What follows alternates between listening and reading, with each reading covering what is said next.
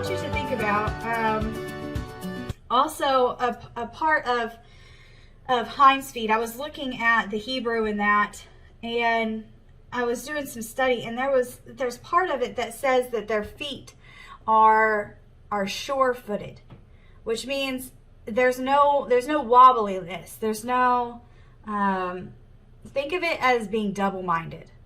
There's no is this going to work? It's sure.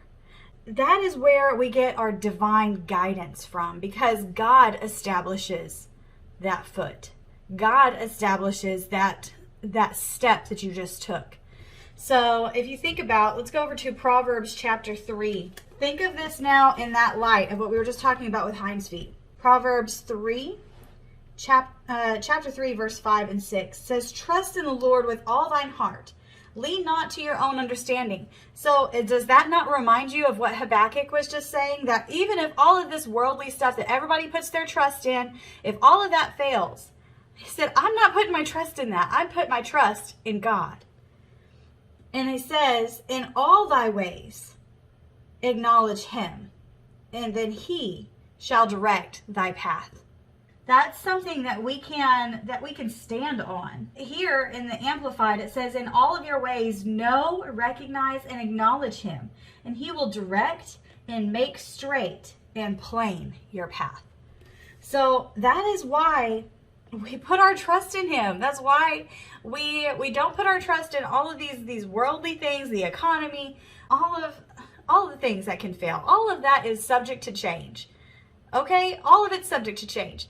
God does not change. His word remains forever. So we can use that as its foundation. And here, Habakkuk has said that. He has listed out. And I encourage you to do that exact same thing, because this is not a bad confession. Okay? So you, people that I'm friends with, I understand we're from the faith camp. Just because you say something along these lines does not mean that you're expecting it. You know, he's not expecting the fig tree to fail. He's not expecting the olive crop to fail. He's not expecting there to be no herds in the stall. He is just outright telling God, I do not put my trust in those things. He is outright saying, regardless of all these things, if all of them fail, I will still trust you. I'm not leaving you, God. That is what I encourage you to write down today.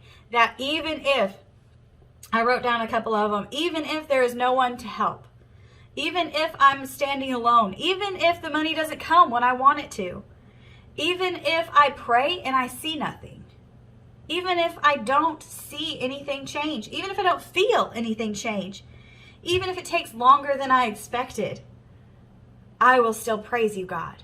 I will still trust you. I'm not leaving you. I'm not going to flake. So I will rejoice, and I will still rejoice regardless if any of this happens, because we live in a fallen world. Those things are subject to happen.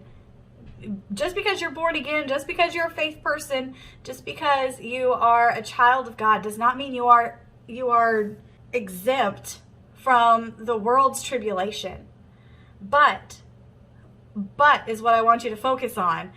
God is your answer. God is the one that makes your feet like hinds feet. He is your power. He is your strength, and he is the one that causes you to walk in high places far above your enemy and far above. He gives you the strength to continue on whenever your enemy is running out of power.